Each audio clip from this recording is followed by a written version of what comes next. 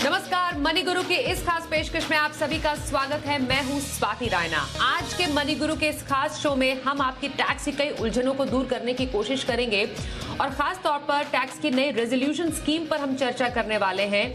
ये resolution scheme किन के लिए है, विवाद से विश्वास स्कीम से कितनी अलग है और साथ ही दर्शकों के टैक्स से जुड़े सवाल भी हम शो में शामिल करेंगे। सबसे पहले गेस्ट का परिचय करा दें। टैक्स एक्सपर्ट सुनील गर्ग हमारे साथ है। सुनील जी, बहुत स्वागत करते हैं मनी गुरु के आज के शो में आपका। और जिससे पहले हम आपसे चर्चा करें शो में, दर्शकों से बता दें कि आप भी अपने टैक्स से जुड़े हुए सवाल, अपने पोर्टफोलियो से जुड़े हुए सवाल हमसे शो में पूछ सकते हैं और तरीका बेहद ही आसान है। आप हमें व्हाट्सएप नंबर पर अपना सवाल जरूर भेजिए। उसके अलावा जी बिजनेस के ट्विटर हैंडल, फेसबुक हैंडल पर आप अपना कोई भी जो सवाल है भेज सकते हैं अपने फाइनेंशियल प्लानिंग से जुड़ा हुआ। और ईमेल आईडी हमारा है moneyguru@zmedia.slgroup.com। यहाँ पर आप अपना सवाल, अपना पूरा नाम, अपनी उम्र और साथ ही अपना फोन नंबर लिखना मत भूलिएगा। हमारे एक्सपर्ट आपके सवालों का जवाब जरूर देंगे।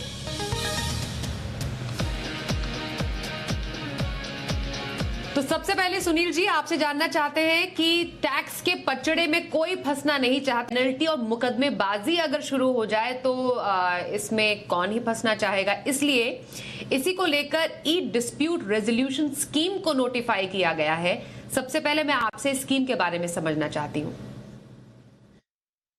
देखिए स्वाति, सबसे पहले तो ये समझ लीजिए कि हमारे देश में जो इनकम टैक्स डिपार्टमेंट है, आयकर विभाग, वो सबसे बड़ा लिटिगेंट है।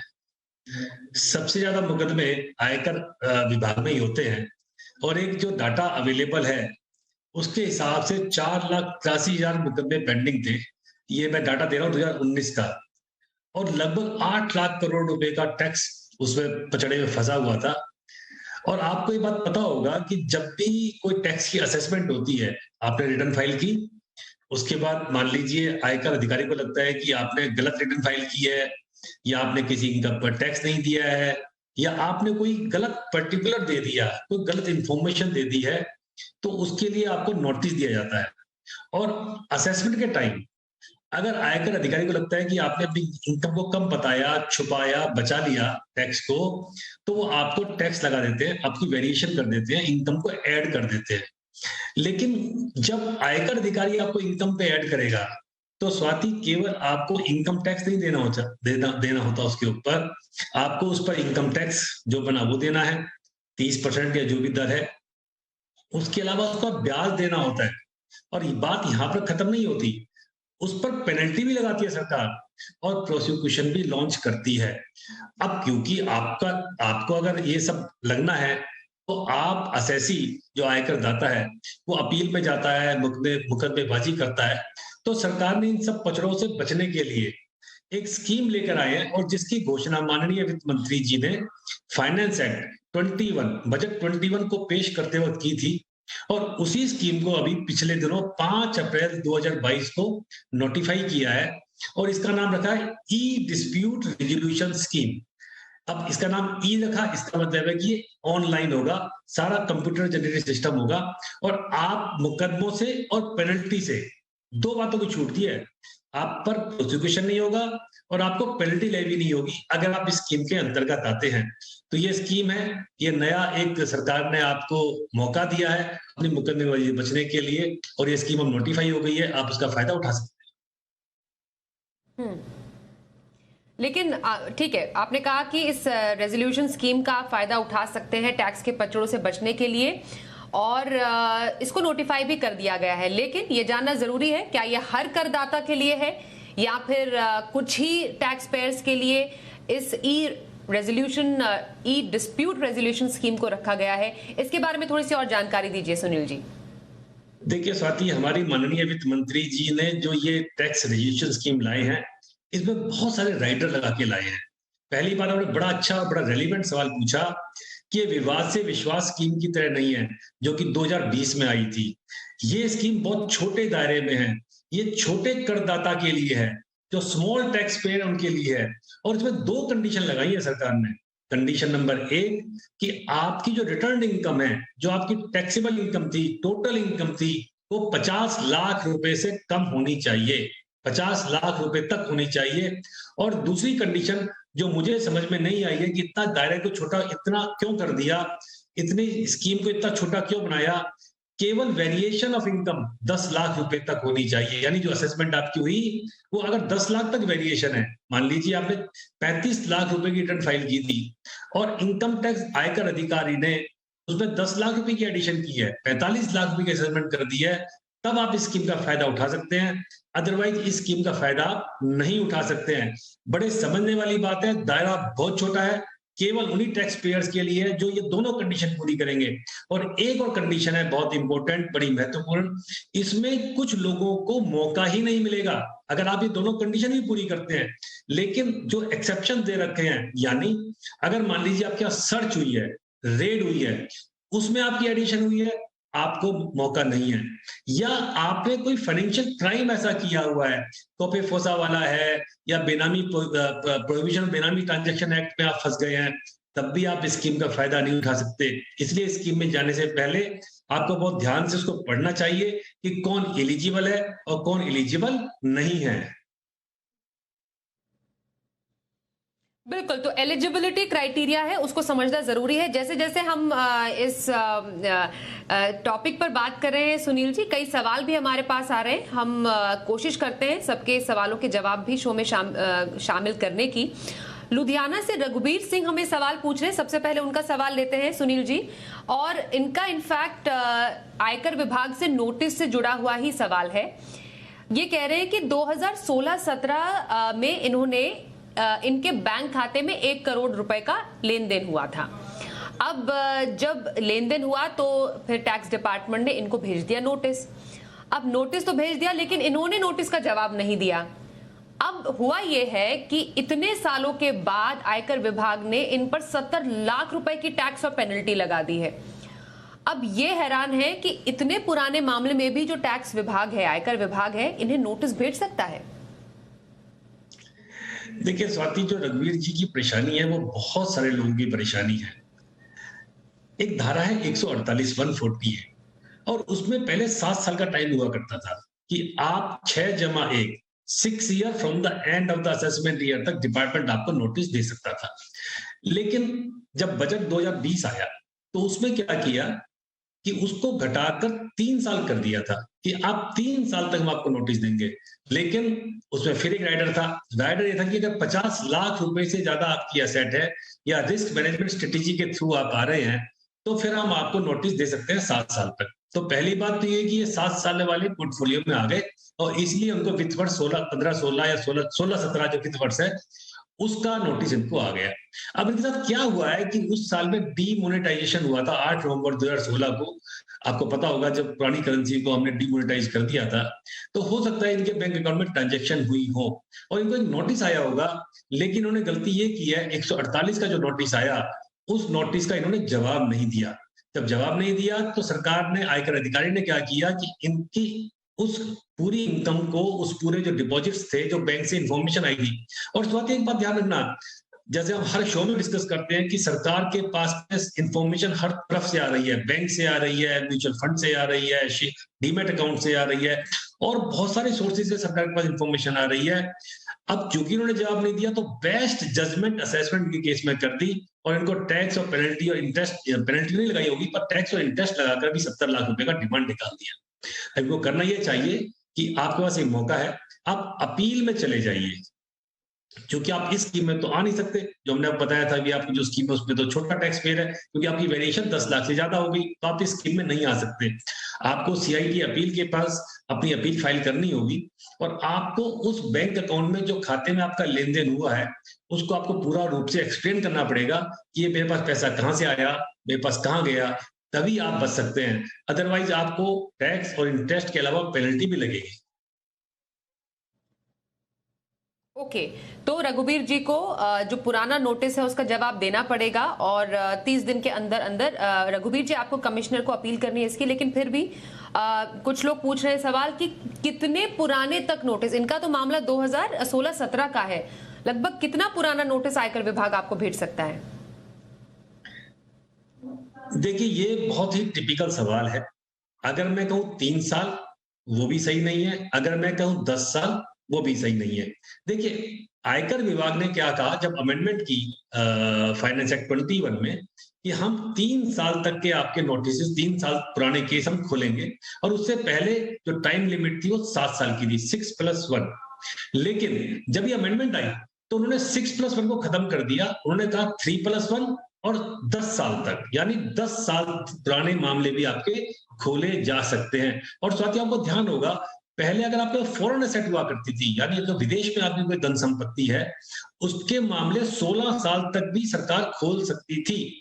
लेकिन जब 2015 में ब्लैक मनी एक्ट आ गया, ब्लैक मनी एक्ट आने के बाद में उस प्रोविजन को खत्म कर दिया, क्योंकि ब्लैक मनी एक्ट अपने आप में बहुत पावरफुल एक्ट है। अगर आपका विदेश में कोई खाता है, विदेश में कोई संपत्ति है, या आपने विदेश में कोई लेन देन किया है और आप इंडियन है, रेजिडेंट इंडियन है, तो सरकार के पास पूरा अधिकार है कि जब सरकार को उस प्रॉपर्टी के बारे में, उस असेट के बारे में पता चलेगा, तो सरकार अब ब्लैक मनी एक्ट में उसकी कार्रवाई करती है। तो 16 साल वाला प्रोविजन तो खत्म हो गया।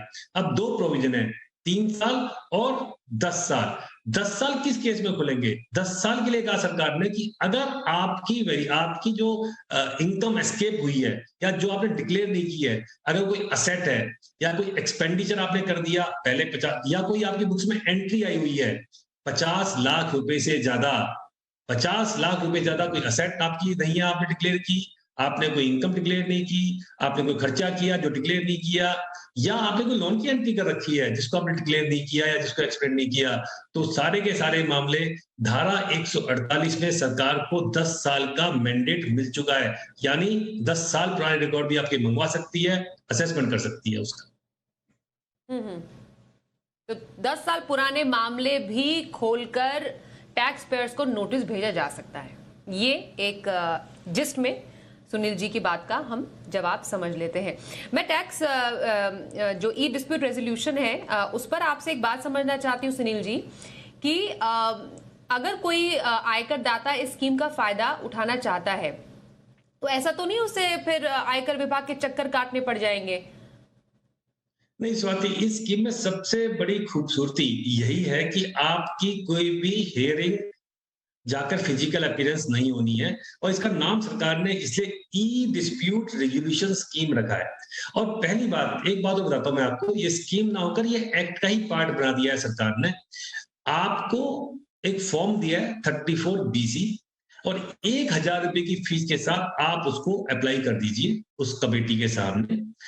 जो डिस्प्यूट रेजोल्यूशन कमेटी सीबीडी ने बनाई है, वो आपके मामले को देखेगी, और मामले को देखने के पश्चात में अगर उनको लगता है कि कोई और इन्फॉर्मेशन आपसे चाहिए, कोई इन्फॉर्मेशन मांगेगी, जो रिकॉर्ड उनके पास अवेलेबल है वो रिकॉर्ड अपने आप डिपार्टमेंट से मंगवा लेंगे। और उनको लगता है कि आपका मामला विद इन द पैरामीटर है, सब कुछ ठीक है, तो आपकी पेनल्टी वेव कर सकते हैं। अच्छा, इसमें एक बात और है, जरूरी नहीं है कि आपकी पूरी पेनल्टी वेव की जाए, ऐसा कहीं मैंडेट में नहीं लिखा हुआ है। पेनल्टी वेव भी हो सकती है, पेनल्टी कम भी हो सकती है, और बड़े मजे की बात है, वो आपकी अपील को रिजेक्ट भी कर सकते हैं। यानी अगर आपने स्कीम अप्लाई किया, हो सकता है उनको ना समझ में आए, उनको लगता है कि नहीं आप इसे फॉलो नहीं करते हैं, या आपके ऊपर कोई और धारा लगती है, तो वो आपकी इस अपील को, आपकी इस एप्लीकेशन को रिजेक्ट कर देंगे। और एक इसमें जो खतरनाक प्रोविजन है वो ये है कि अगर आपका रिजेक्शन हो गया, तो उस ऑर्डर के अगेंस्ट आप अपील नहीं कर सकते हैं। फिर आपको नॉर्मल वे में जो आपकी अपीलेट अथॉरिटी है, जो आपके बाकी प्रोविजंस हैं, आपको वहीं जाना पड़ेगा। सुनील जी, एक और दर्शक का सवाल हमारे पास आ रहा है, और यह है चंडीगढ़ से सुधीर गुप्ता जी। इनका सवाल डबल टीडीएस कटौती को लेकर है, और मतलब कई लोग हैं जो इसको लेकर परेशान भी और जानकारी भी लेना चाहते हैं। ये कह रहे हैं कि जिस बैंक में सुधीर जी का अकाउंट है, इस बैंक ने सुधीर जी को चिट्ठी लिखी एक, और कहा क्योंकि आपका जो टीडीएस है वो 50,000 रुपए से ज्यादा है, इसलिए हम आपका डबल टीडीएस काटेंगे। अब ये हैरान है कि क्या बैंक दोगुना टीडीएस काट सकता है, और किन केसेस में ऐसा होता है? देखिए स्वाति, ये धारा है 206 ये धारा सबसे पहले आई थी फाइनेंस एक्ट 21 में, और माननीय वित्त मंत्री जब ये धारा लेके आई थी तो उन्होंने ये एक्सप्लेन किया था, मेमोरेंडम में कहा था, बहुत सारे लोग क्या करते हैं कि अपना टीडीएस तो कटवा लेते हैं, उसके बाद वो गायब हो जाते हैं, वो रिटर्न फाइल ही नहीं करते। अब मान लीजिए आप कॉन्ट्रैक्टर हैं, आपने 1% टीडीएस कटवा लिया, आपने 5 करोड़ की बिलिंग की, 1% टीडीएस आपका कट गया, उसके बाद गायब हो गए। तो सरकार को उनको ट्रेस करना बहुत मुश्किल था। वो बेसिकली नॉन फाइलर थे, जो रिटर्न फाइल ही नहीं करते थे। तो उसको रोकने के लिए सरकार एक प्रोविजन लेके आई, और उस प्रोविजन में क्या कहा, बड़े ध्यान से सुनने वाली बात है, और ये जो बैंक से चिट्ठियां आजकल आ रही हैं, इनको भी मैं जवाब देता हूं कि अगर आप 2 साल तक रिटर्न फाइल नहीं कर रहे हैं और आपका टीडीएस 50,000 रुपए ज्यादा कटता है, तो सरकार ने कह दिया कि हम इस पे टीडीएस डबल काटेंगे या 5% विच एवरेज हायर। यानी अगर आपका 1% टीडीएस कटना है तो सीधा 5% हो जाएगा, 10% है तो 20% हो जाएगा।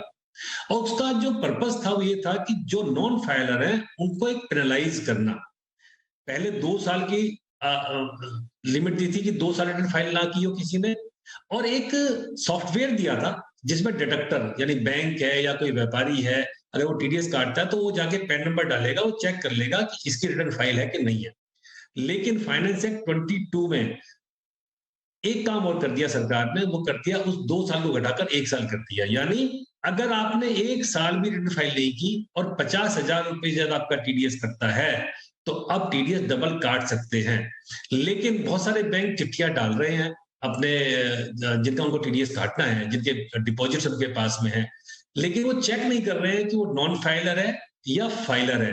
तो बैंक को भी वो चेक करने की जिम्मेवारी है। और अगर आपको सुदीप जी चिट्ठी आई है और आप रिटर्न फाइल कर रहे हैं, तो तुरंत अपने बैंक को संपर्क कीजिए, अपनी आयकर विवरणी, इनकम टैक्स रिटर्न की कॉपी को जमा करवा दीजिए और एक मेल डाल दीजिए कि देखिए मैं रिटर्न फाइल करता हूं और मेरा टीडीएस आप नॉर्मल रेट पर काटे, डबल ना काटे, वरना आपको टीडीएस डबल काट लेंगे और आपको फिर उसका रिफंड लेना होगा या टैक्स एडजस्ट करना पड़ेगा।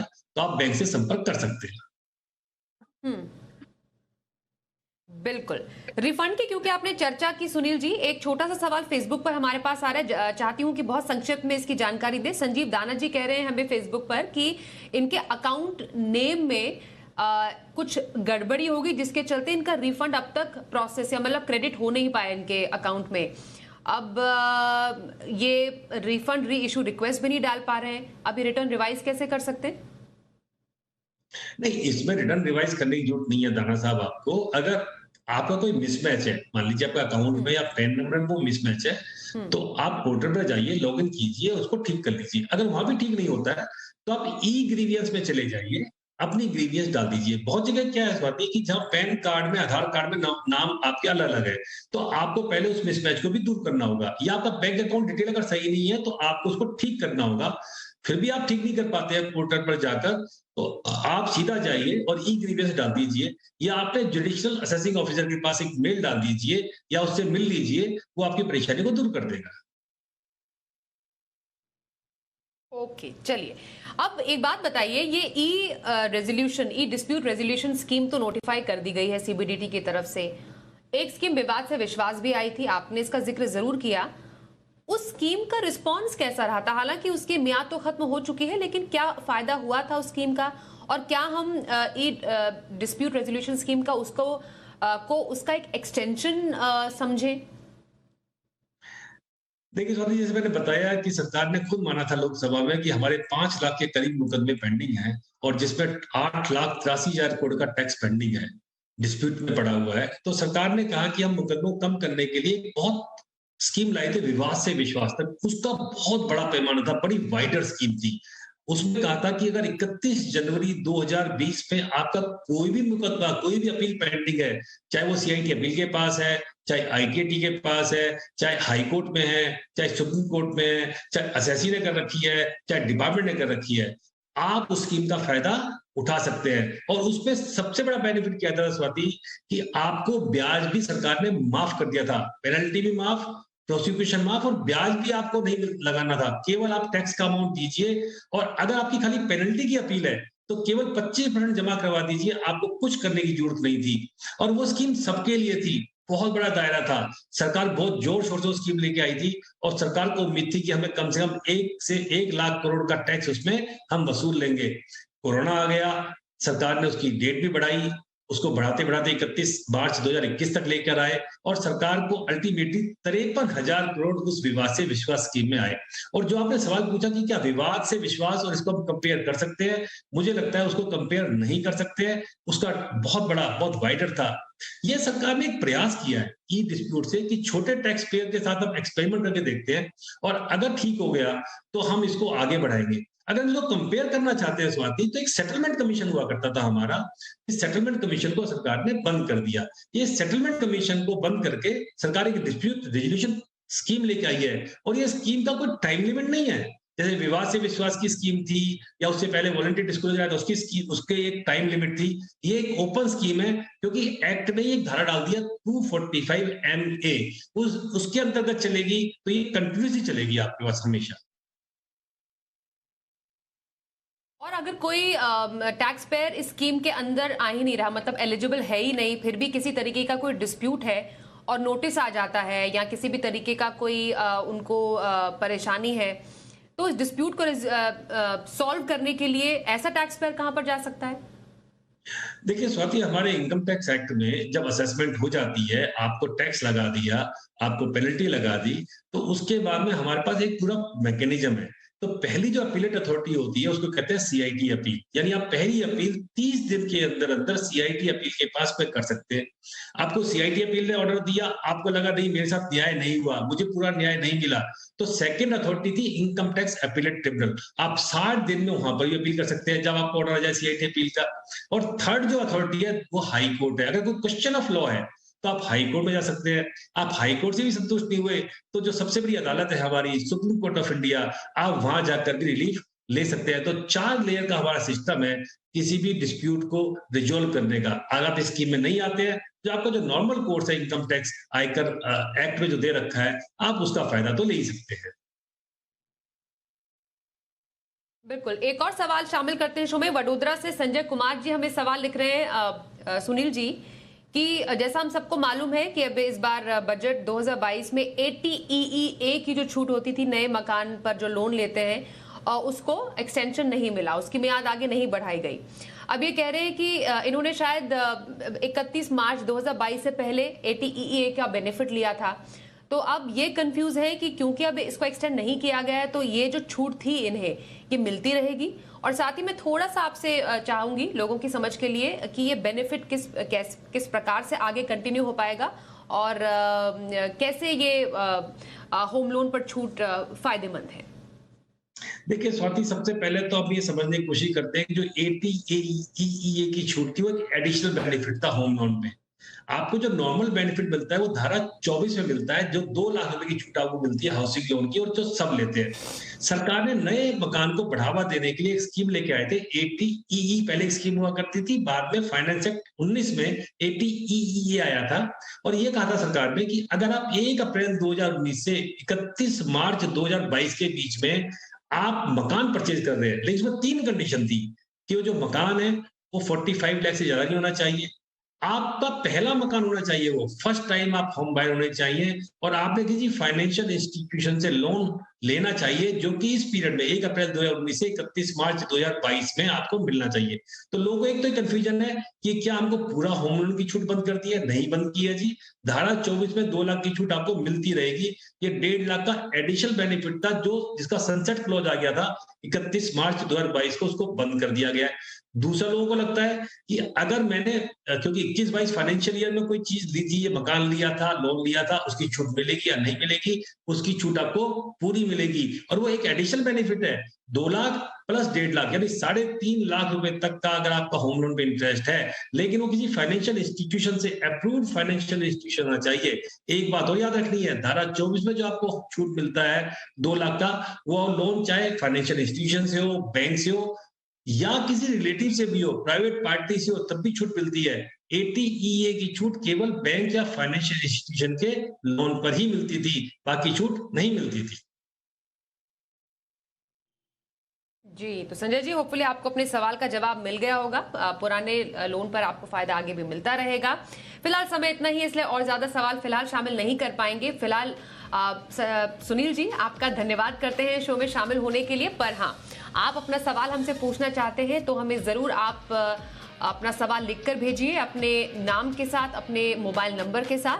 हम अपने एक्सपर्ट के जरिए आपके सवालों के जवाब जरूर देंगे। तरीका फटाफट दिखा देते हैं कि किस तरीके से आप हमें सवाल पूछ सकते हैं। व्हाट्सएप पर 9582222666 पर सवाल भेजिए। व्हाट्सएप नंबर है हमारा @ZBusiness। ट्विटर हैंडल पर भेज सकते हैं। फेसबुक @ZBusiness ऑनलाइन पर भी सवाल भेज सकते हैं और ईमेल कर सकते हैं moneyGuru@zmedia.slgroup.com पर।